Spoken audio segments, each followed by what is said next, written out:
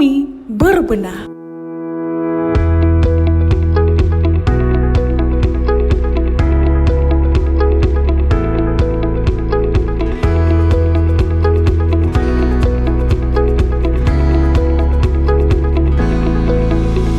Oke, materi kita hari ini dasar-dasar spam.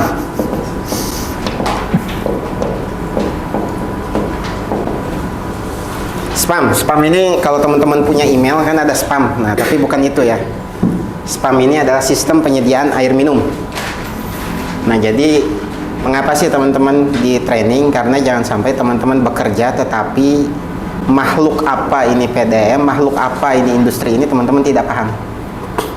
Semakin kita paham apa yang kita kerjakan, maka arah pekerjaan kita akan semakin jelas. Nah, dasar-dasar spam. Mengapa sih perlu ada spam, sistem penyediaan air minum? Pertama, mengapa perlu ada spam? Mengapa ada spam? Yang pertama, kebutuhan akan air bersih.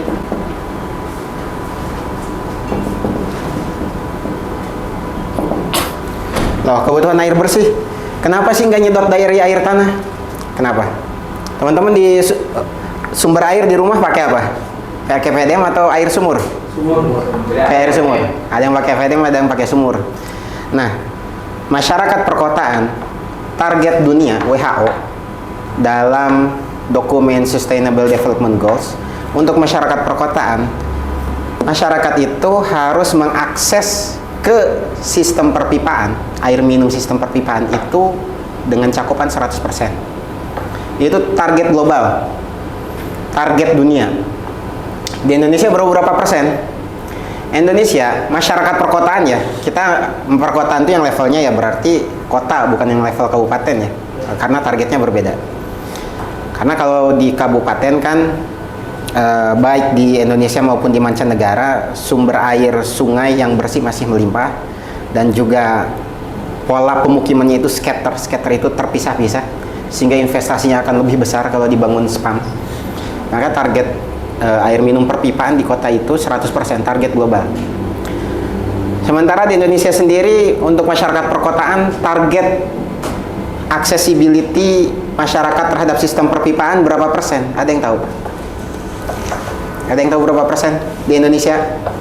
Rata-rata semua kota di Indonesia, rata-rata kota ya, yang levelnya kota ya, bukan yang kabupaten sekali lagi, itu baru 23% rata-rata nasional.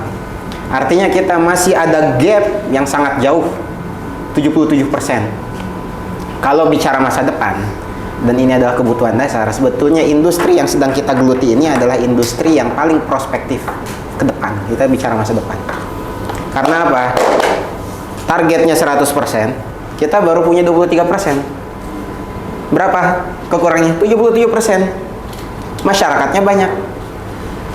Nah, Indonesia saja di bawah Pak Presiden Jokowi mentargetkan dari 23% ini hanya bisa mentargetkan sampai di angka 60%. Sampai dengan habis periode kedua, artinya sampai dengan tahun 2024 targetnya adalah 60%. Dan itu makanya kalau teman-teman lihat, perhatikan di Riau aja nih, di Riau proyek spam ada sangat banyak. Itu di satu provinsi, belum di provinsi yang lain. Di Riau nih ya, proyek spam nih, ada proyek spam regional Durolis, Dumai Rohil Bengkalis, itu 1000 LPS. Terus ada spam regional yang kita nih, proyek kita yang di area Kuala sana, udah diajak ke belum Pak? Belum ya? Oh, belum jadi ya? Belum. Nah, nanti kalau udah jadi diajak ke sana. Siap. Ya, kita semua juga kan belum kan? Belum Pak. Nah, kita kunjungan ke sana. Nah, itu 1000 LPS. 1000 LPS. Pembangunan proyek baru. Kita yang sedang di area kota ini 750 LPS. Kita saja Pekanbaru 2 proyek bersamaan. Karena apa? Untuk mengejar proyek tadi. Dari sisi pemerintah, regulasi itu dimudahkan. Bahkan aturan dari Bappenas ya, aturan dari Bappenas, proyek lain itu tidak boleh ada untuk kota ya, kabupaten atau provinsi sebelum ada proyek spam di situ terrealisasi. Jadi lihat tuh, kalau cakupannya masih di bawah 30%, itu harus ada proyek spam, baru proyek lain disetujui. Itu aturan Bappenas sekarang. Jadi begitu pemerintah itu mendorong spam, Hampir di setiap provinsi ada proyek spam. Di Lampung ada, Palembang ada, di Medan Tirtanadi ada. Kemudian tetangga kita nih Dumai juga ada di situ. 200 LPS.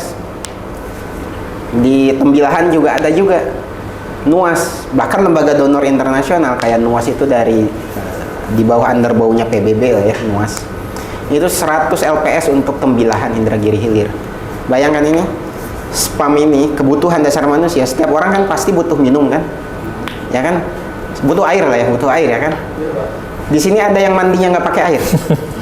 Ada. Nah inilah kita bergulat di industri paling dasar kebutuhan manusia. Dan sejarah peradaban manusia, semua manusia itu tinggal di pinggir sungai, ya nggak? Kalau kita belajar sejarah, di SMK belajar sejarah nggak ya? Ya, yang IPS kali belajar. Kan ada peradaban sungai Huangho di Cina, peradaban sungai Nil, peradaban sungai Efrat dan sungai Tigris. Artinya apa? Semua kebutuhan manusia itu, atau manusia itu bisa hidup ketika ada air di situ, ya kan? Bahkan di tempat yang paling tandus sekalipun, di gurun-gurun pasir di Arab misalkan, itu sungai nggak ada, tapi kan ada oase. Sungai nggak ada, tapi di situ ada mata air.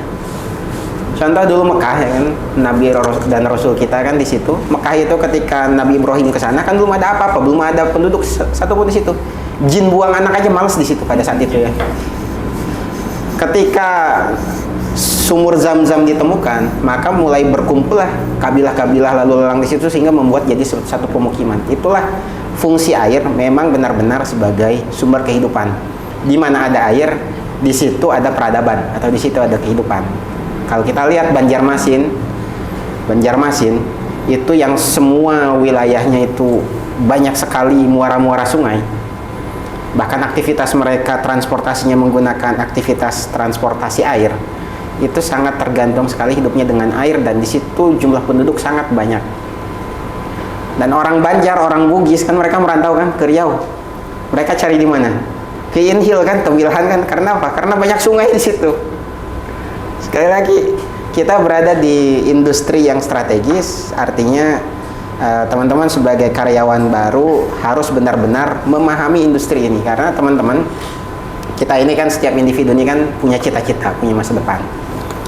Dimanapun teman-teman berkarya, ketika teman-teman perform, memiliki kualitas kerja, kualitas keilmuan yang baik, insya Allah rezeki itu akan ngikut.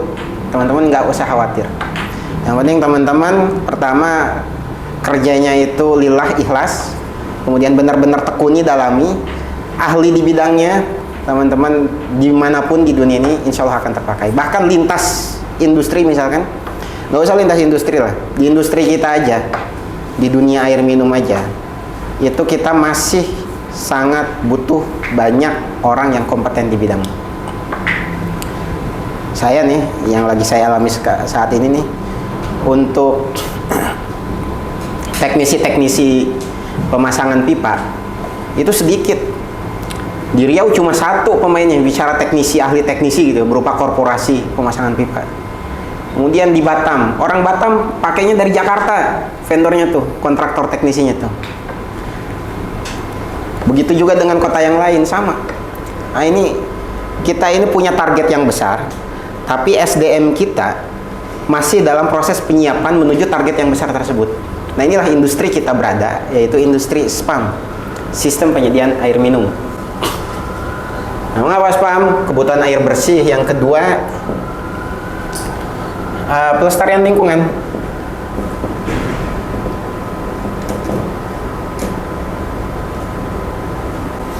Kenapa pelestarian lingkungan? Kan gini, teman-teman kalau nyedot air tanah, itu tanpa disadari, permukaan tanah kita itu akan turun. Contoh Jakarta. Jakarta itu permukaan tanahnya turun kurang lebih 15 cm setiap tahun. Makanya di Jakarta semua rumah itu wajib pakai PDAM. Yang ketiga,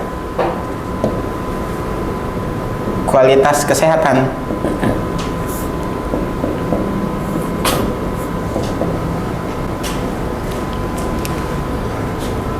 Teman-teman sadar nggak? Rumah kita itu ada instalasi air limbahnya, ya kan? Septic tank.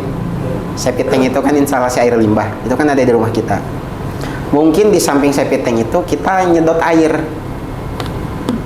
Nah, terpikir nggak di situ bahwa akan ada resapan bakteri namanya E. coli yang menyebabkan berbagai macam penyakit, stunting segala macam, kemudian diare. Nah, itu jarak ideal, sebetulnya jarak ideal antara septic tank dengan sumur kita itu di rumah nih, sekurang-kurangnya sebetulnya 32 meter. Sekurang-kurangnya jarak idealnya 32 meter. Supaya apa? Supaya tidak ada resapan E. coli.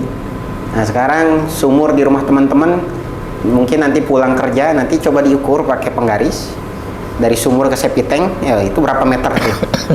Kalau nggak nyampe 32 meter, kemudian teman-teman minum itu air, coba aja diminum, kira-kira ada asam-asam sedikit, kemudian ada gejolak-gejolak di lambung, kemudian kunang-kunang, nah berarti kan tanda-tanda. Tanda-tanda sesuatu yang tidak diharapkan. Nah, itu kualitas kesehatan. Nah, untuk spam sendiri, siklusnya dari hulu ke hilirnya kurang lebih seperti ini. Ini sungai,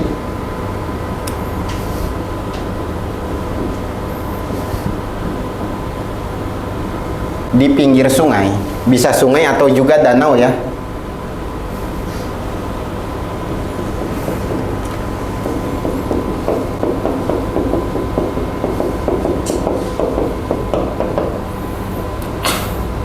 Instalasi pertama untuk, jadi kita, ini judulnya adalah spam dari hulu ke hilir.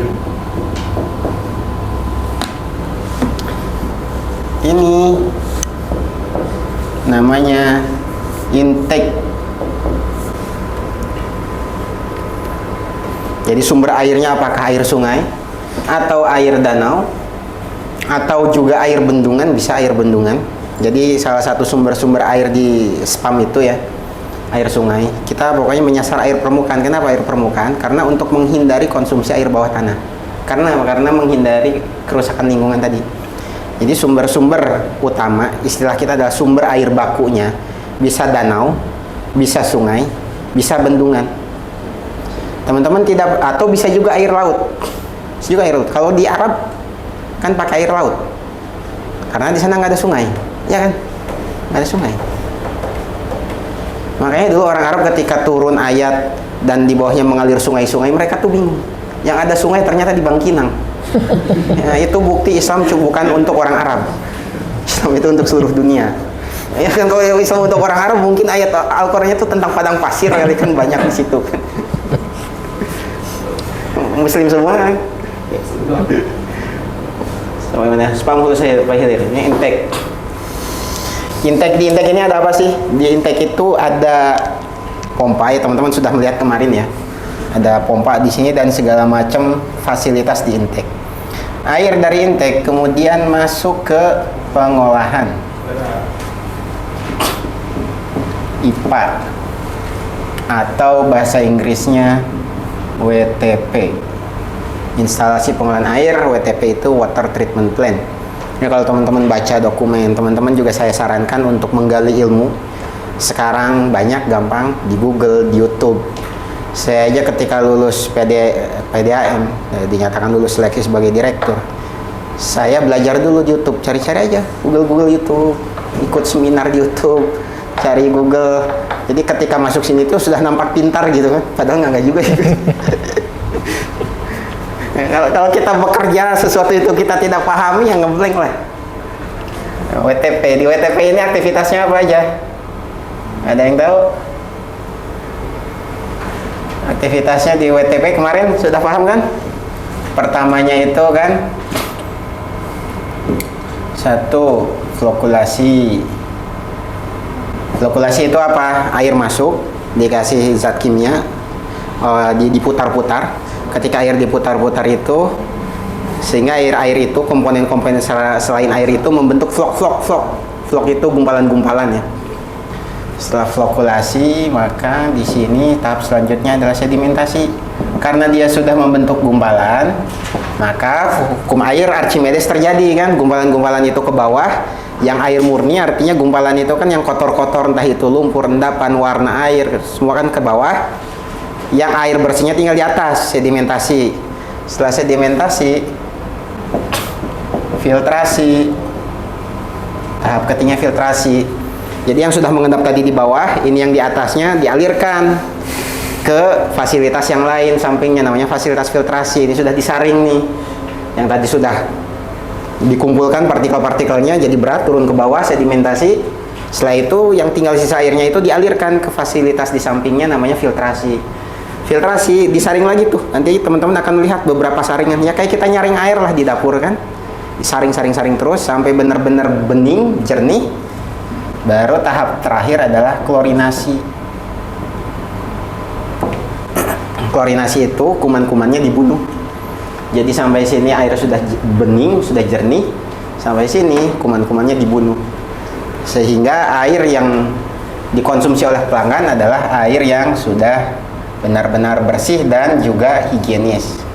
Setelah IPA, air ini proses di IPA.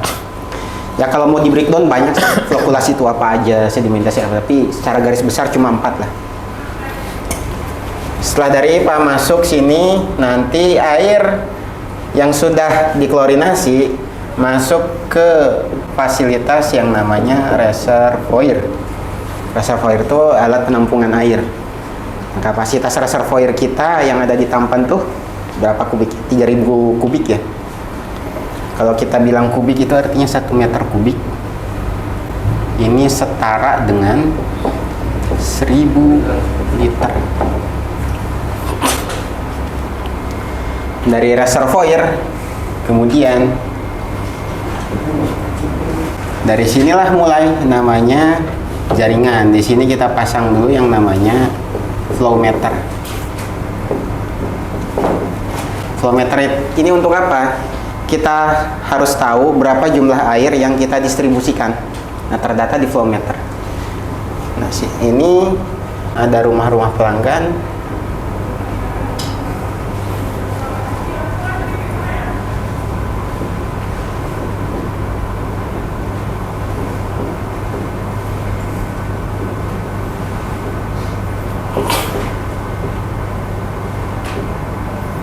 Anggap saja gambarnya bagus.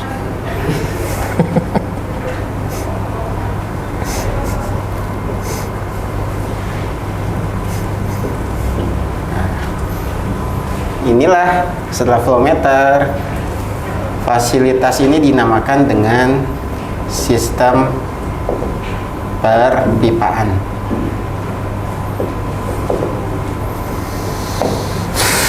Nah, teman-teman kalau mau nanya langsung aja ya. Kita sambil ngejelasin, sambil dialog, sambil diskusi, bebas. Yang penting ngerti, ya kan? Karena kalau terlalu formal nggak ngerti juga percuma.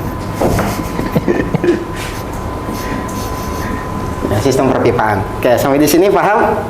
Karena akan saya hapus. Nanti akan saya jelaskan mengenai sistem perpipaan. Jadi ada berapa tahapan nih? 1 intake, 2 WTP, 3 reservoir, 4 flow meter, kemudian jaringan perpipaan. Nah, jadi cuma 5 sistem. Nah, jadi ketika seumur-umur kalian berada di PDAM ya cuma 5 doang ini. Gampang kan? Selesai dalam hitungan berapa menit aja tadi kan? Nah, gampang lah pokoknya.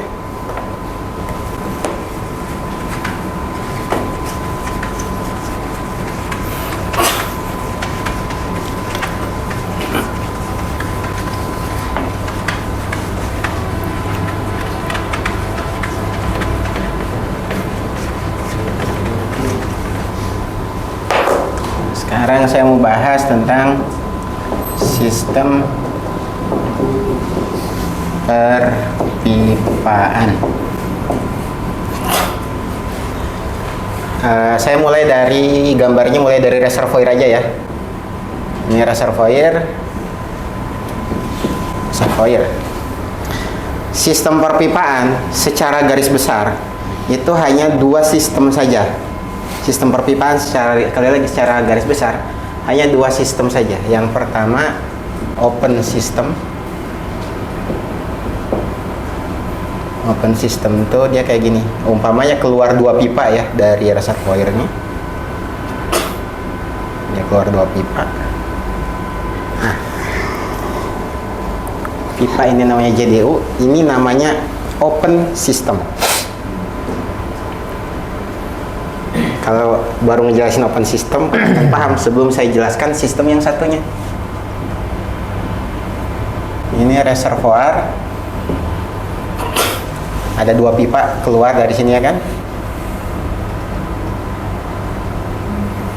Pipanya lagi keluar di sini.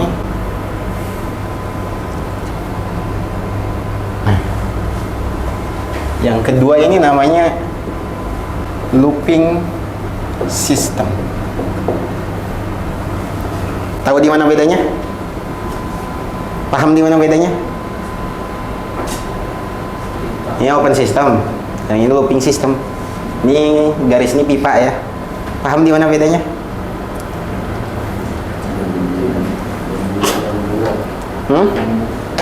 Iya, jadi namanya ngeloop itu apa? Melingkar. Jadi ini keluar air di sini. Ini arah air di sini nih. Keluar di sini.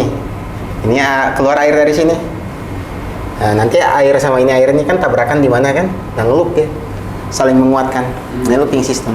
Kalau ini open system, sini udah dia buntu, ini buntu. Nah, ini open system. Mengapa ada open system, mengapa ada looping system? Tergantung kondisi medannya. Dari situlah para insinyur merancang sistem perpipaannya yang paling baik apakah open system atau looping system.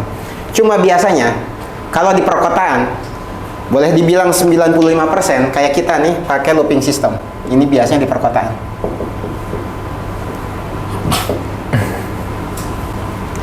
Ya karena kan satu kota Pekanbaru kan kelihat ujung-ujungnya di mana.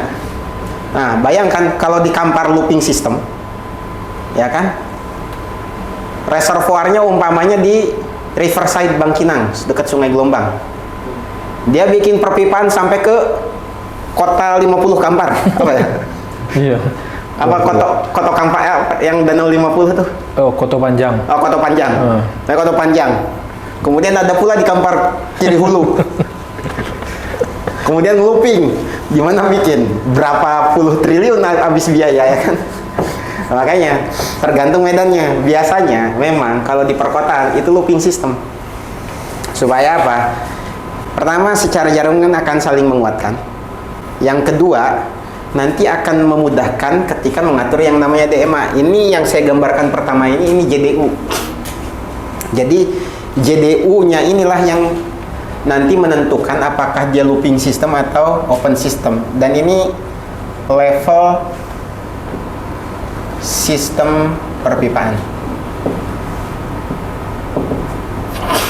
Yang paling besar atau pipa yang keluar dari reservoir ini namanya pipa JDU.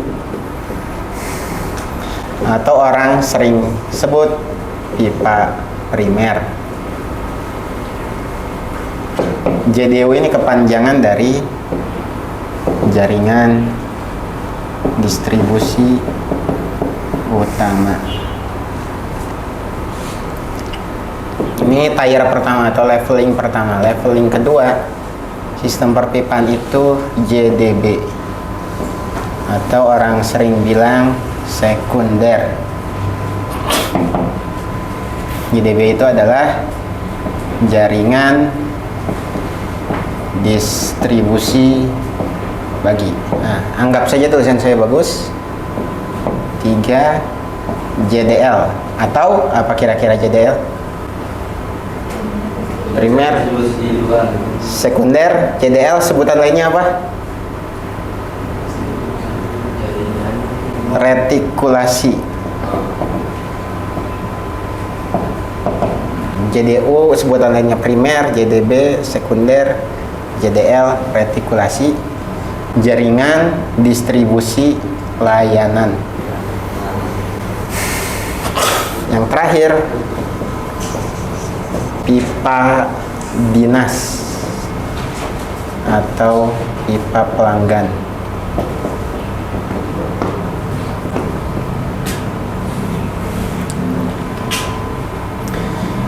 Jadi semakin ke sini ukuran pipa semakin kecil. Saya ambil contoh di kita.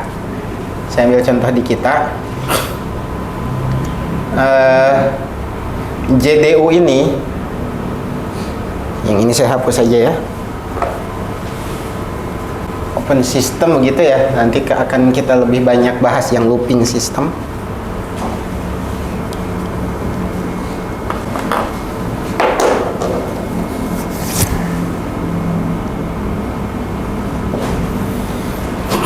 JDU ini yang di kita nih, dia diameter pipanya 300 sampai 800 mm diameter. Kemudian yang JDB-nya 200 sampai 300 mm. Kemudian yang JDL kita itu mulai dari 50 sampai 200 mm.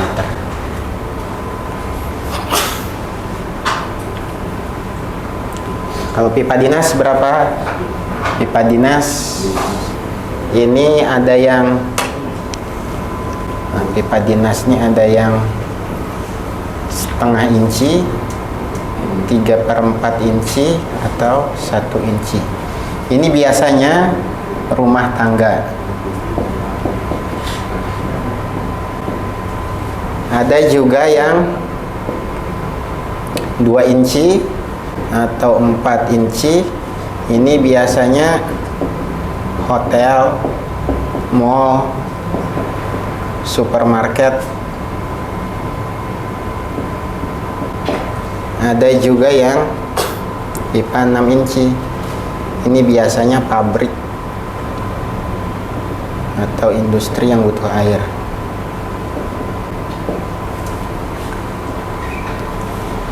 Enam inci ini setara berapa sih? 6 inci ini setara dengan 150 mm. Setengah inci ya berarti berapa tuh? 1 cm berarti kan? Ya, 1,2 cm. Nah, inilah contoh pembagian jaringan distribusi di kita. Nah, sekarang penggambaran jaringannya kayak gimana? Ini gampangnya seperti ini.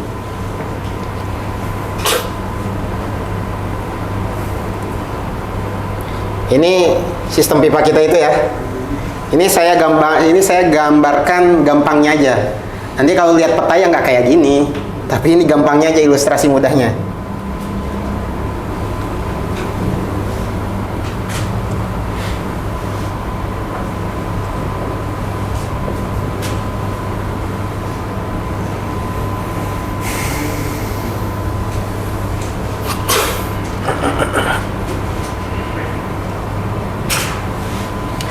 Ini pipa yang besar ini JDU ya, ingat ya, yang ini JDU,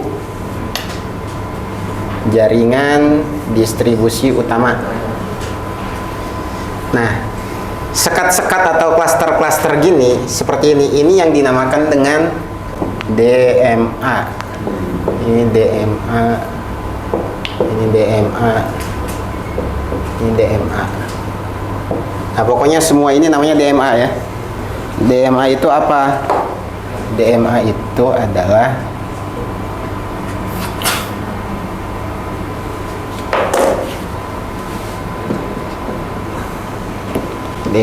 adalah District Metering Area. Ini satu kawasan gini nih, ini DMA. Ini JDU. Ya. Nah, ini kan ngambil air dari pipa JDU kan? Ya kan, ngambil air. Nah, inilah yang dinamakan dengan JDB. Jadi pipa-pipa ini, inilah JDB-nya. Inilah JDB.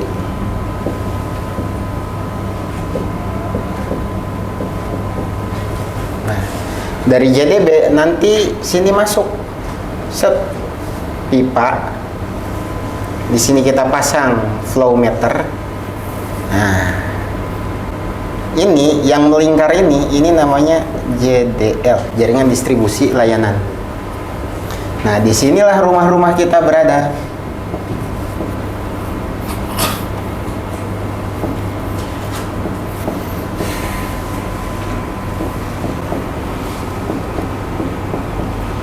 Sinilah rumah-rumah kita berada. Nah, dari JDL ini masuk ke rumah, masuk ke rumah, masuk ke rumah, masuk ke rumah, masuk ke rumah, masuk ke rumah, masuk ke rumah, masuk ke rumah. Inilah yang dinamakan dengan pipa dinas. Nah, sudah paham sekarang ya? Nah, inilah sistem perpipaan yang saat ini akan diterapkan di PDAM Tirta Siak. Kenapa saya bilang akan? Karena dulu existing pipa kita ini kita tidak menerapkan sistem DMA, tidak menerapkan sistem district metering area. Repotnya apa? Kalau satu bocor, sekota harus kita matikan. Makanya kalau teman-teman cek Instagram Tirta Siak itu banyak komplain. Nah, itu teman-teman kalau merasa terzolimi banyak berdoa saja, doanya diijabah, ya kan? Karena apa? Karena sistem existing pipa kita saat ini belum menggunakan sistem DMA atau District Metering Area. Kekurangannya apa? Ketika terjadi bocor di satu titik dan itu di titik JDU, maka sekota harus kita matikan. Tapi dengan kita bagi seperti ini, dengan ada DMA, bocor di sini ya ini aja. Di titik ini ada aksesoris namanya DMA meter. Ada juga di sini air valve, ada juga gate valve, dan ada aksesoris namanya bypass. DMA yang udah jadi mana ya Gus ya? Biar teman-teman bisa diajak di situ. Di payung kaki Pak. Udah ada jadi DMA, yang fasilitas ininya sudah dipasang. Nanti saya tanya apa Pak Cahyono Pak. Nah, tanya itu. Jadi biar teman-teman tergambar, oh ini loh DMA. Ini fasilitasnya. Buat apa ada gate valve? Ketika di sini ada kebocoran, tutup aja airnya. Nggak perlu repot-repot sekota kita matikan. Kalau bocornya di sini ya tinggal ini yang ditutup. Yang terdampak apa? Jadi daerah sini. Satu DMA ini berdasarkan capture dari Google Earth ya. Satu DMA itu berisi 800 sampai dengan 1000 unit bangunan. Jangan bilang rumah tangga, karena belum tentu rumah tangga. Bisa jadi di situ kios, bisa jadi di situ ruko, bisa jadi di situ rumah tapi nggak ada orangnya. Ya karena berdasarkan capture satelit Google Earth, satu DMA itu yang kita terapkan sekarang nih ada 800 sampai dengan 1000 unit bangunan. Nanti kita di Tirta Siak nih ya. Ini nanti kita akan memiliki 64 DMA. Jadi sekota ini kita bagi dengan 64 DMA. Nanti berapa yang bisa kita layani dengan 64 DMA ini? 61.000 SL. Apa SL? SL itu sambungan langganan. Apa itu SR? Sambungan rumah.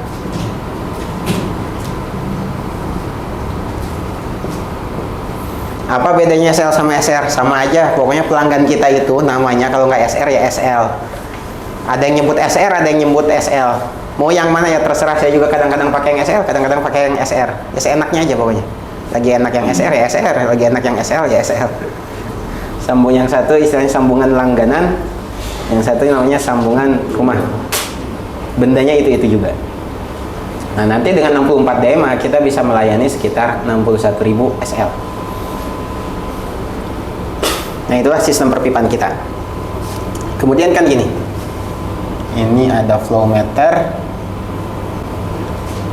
Ini reservoir ya, ingat lagi ya. Ini ada flow meter. Ini flow meter juga.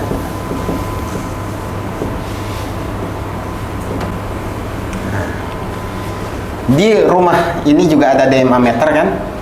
Di rumah-rumah pelanggan juga kan ada water meter, ya kan?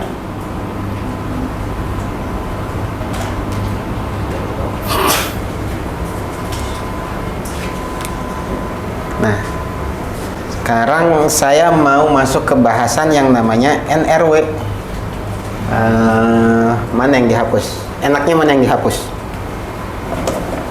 Ini aja ya. Ini sudah kan? Paham kan? Catat.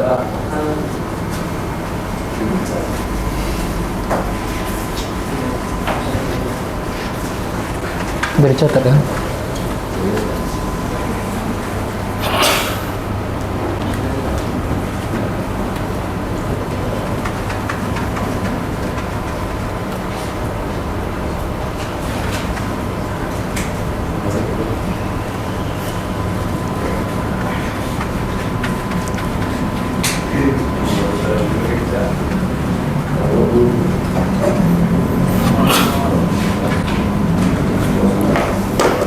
Dulu waktu saya mesantren, saya lupa apakah ini hadis atau perkataannya Imam Syafi'i. Kalau nggak salah ini perkataannya Imam Syafi'i.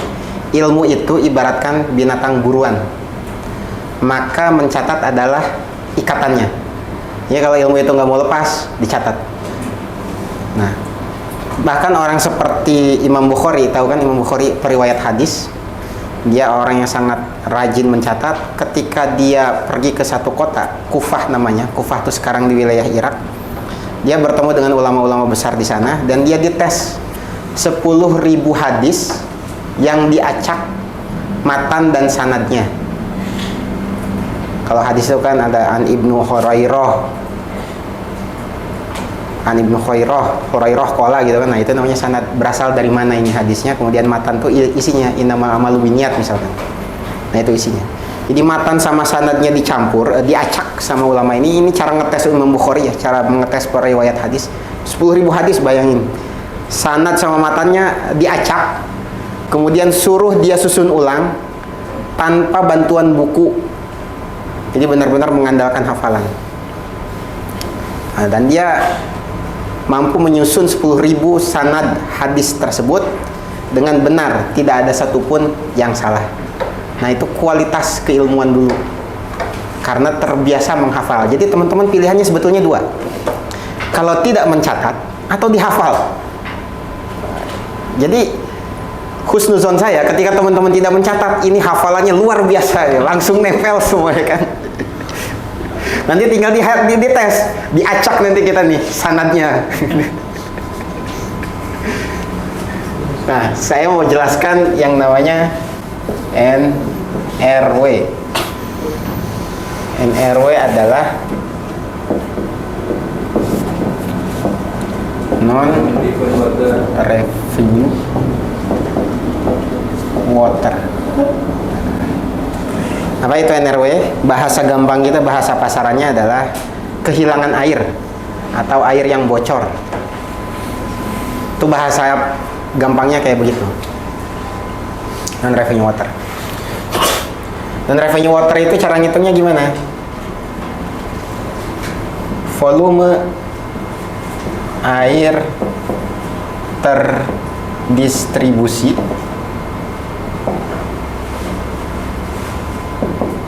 misalkan ini volume air terdistribusi adalah 100.000 meter kubik.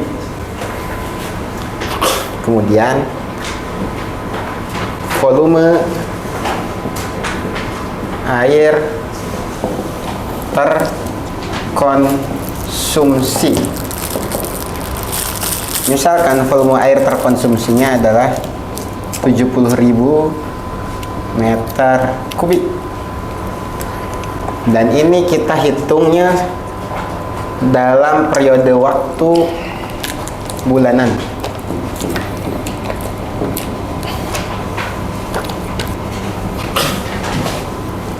Jadi kalau volume air terdistribusi 100.000 kubik dan volume air terkonsumsi 70.000 kubik, berapa NRW-nya?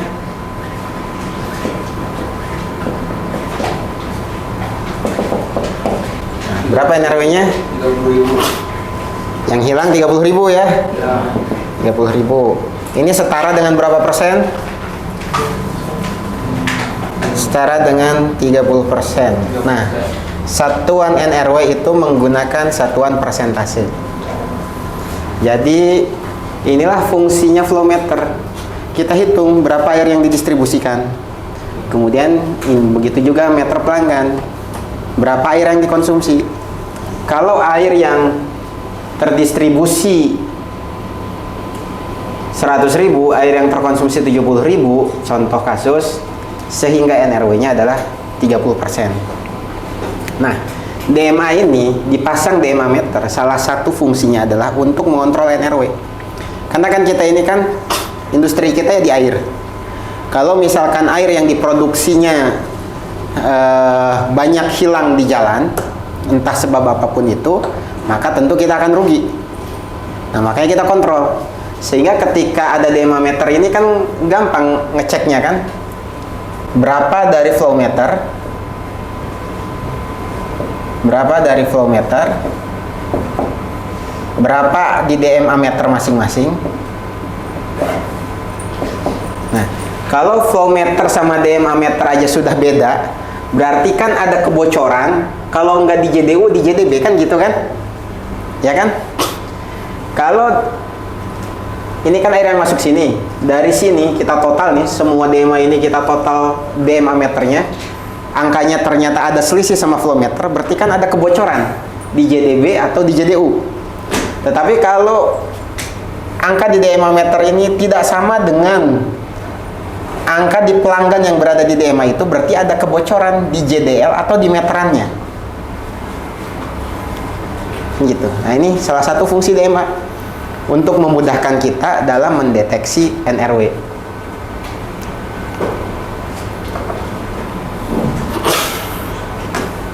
Nah, volume air terkonsumsi ini bahasa lainnya adalah DRD atau daftar rekening ditagih. Ini DRD. DRD itu satuannya dua, bisa dalam bentuk kubik, misalkan DRD kita di sini 172.000 meter kubik, ya, bisa dalam kubik, bisa satuannya dalam bentuk rupiah. Itu setara berapa rupiah? Nah, kita tinggal kali tarif berapa rupiah, itu setara dengan sekitar 2M atau 2 miliar rupiah dalam setiap bulan. Nah, ini satuan DRD, daftar rekening ditagih. Nah, itulah skematisasi SPAM, sistem penyediaan air minum secara gampang. Kemudian teman-teman, NRW juga terbagi menjadi dua.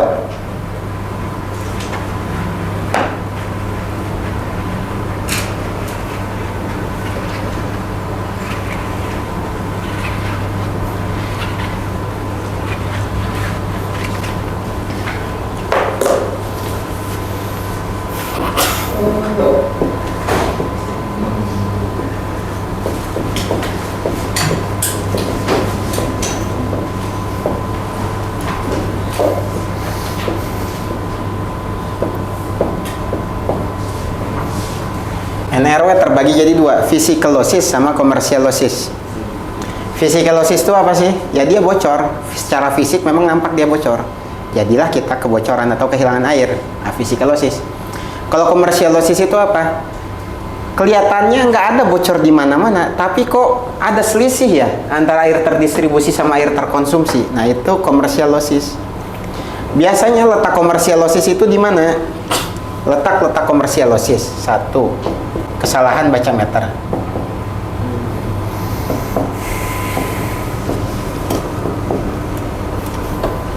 Misalkan ini rumah pelanggan, ini pipanya kan, ini ada meteran.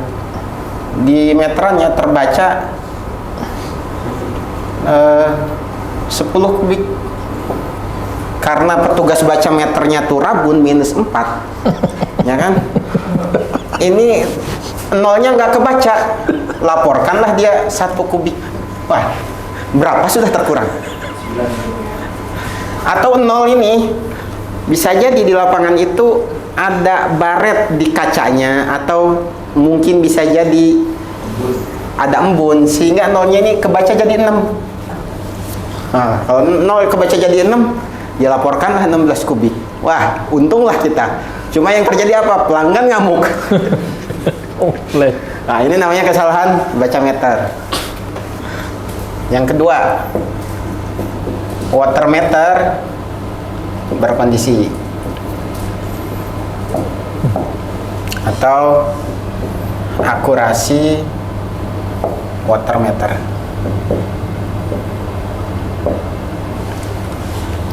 Ini berdasarkan data dan pengalaman kita ya, termasuk ini juga ada dokumen ini di World Bank ya, bahwa usia water meter yang sudah lebih dari 5 tahun itu biasanya hasil bacanya tidak akurat. Nah, sementara di kita usia water meter sudah banyak yang lebih dari 5 tahun, makanya perlahan-lahan kita sedang melakukan penggantian. Itulah kenapa posisi NRW kita saat ini ya di 75%. Ini NRW kita nih. Jadi 100% yang didistribusi, yang terserap pelanggan hanya 25%. 75%-nya bocor di jalan. Bocornya di mana penyebabnya? Bisa jadi bocor fisik tadi atau bisa jadi komersial losis. WM berkondisi atau akurasi baca meter. Misalkan di kita kan boleh dibilang 80% lebih lah ya. Usia WM itu di atas 5 tahun, kecuali yang baru-baru dipasang kan. Atas 5 tahun. Itu akurasinya akan jauh menurun. Artinya apa yang masuk, berapa air yang masuk, sementara hasil baca meternya itu tidak akurat, tidak menunjukkan angka sebenarnya. Sehingga apa yang terjadi? Biasanya itu kita under value, atau under value itu gini, seharusnya yang masuk itu 20 kubik, tapi yang terbaca hanya 15 kubik. Nah, itu istilahnya under value. Yang sering banyak kita temukan adalah kalau WM itu sudah berusia di atas 5 tahun, itu under value. Makanya perlahan-lahan kita mulai melakukan penggantian. Makanya biasanya nih, kalau WM kita sudah berusia di atas 5 tahun, kemudian kita ganti menjadi WM yang baru, nah biasanya pelanggan komplain. Biasanya, orang kami masih 4, kami belum beranak lagi. Mandi juga tetap sama, tiap malam Jumat ada mandi sih memang kita nih. Sunnah Rasul gitu. Tapi kok kenapa bengkak sampai 2 kali lipat? Bisa jadi penyebabnya gara-gara WM-nya baru diganti. Jadi WM yang benar ini menentukan akurasi bacaan, menentukan akurasi water meter.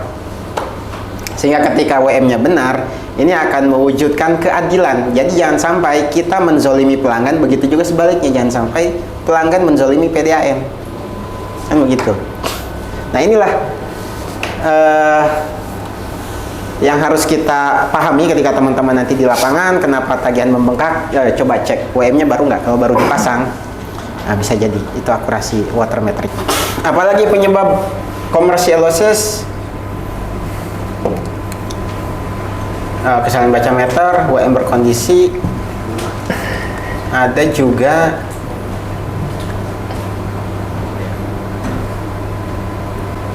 Illegal connection, Pak.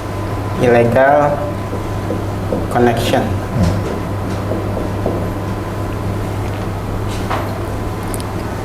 Illegal connection tuh gini, ya kayak inilah di listrik ada pencurian listrik kan, dia pasang lah karena dia tahu umpamanya ada rumah tangga yang tahu di sini ada pipa PDAM nih, saya kebetulan bisa masangnya, cara masangnya, kalaupun nggak bisa dia browsing di YouTube kan, cara masang tappingan pipa PDAM kan, dia coba-coba beli alat, kan alatnya gampang banyak di toko kan, dia kerjain sendiri, masukin, nah itu yang namanya illegal connection. Itu termasuk kategori mencuri dan bisa diproses hukum, bisa dipenjara atau bahkan ganti rugi seberat-beratnya. Ya, kalau teman-teman menemukan ada illegal connection, cirinya illegal connection apa? Gampang, nggak ada water meternya.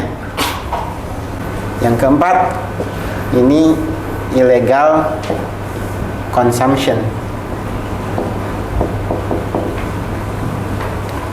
Apa bedanya? Kalau illegal connection, si rumah ini bukan pelanggan. Tapi kalau illegal consumption, si rumah ini pelanggan. Rumah ini pelanggan. Nah, itu namanya illegal consumption. Nah, inilah physical losses gampang. Physical losses itu lebih gampang.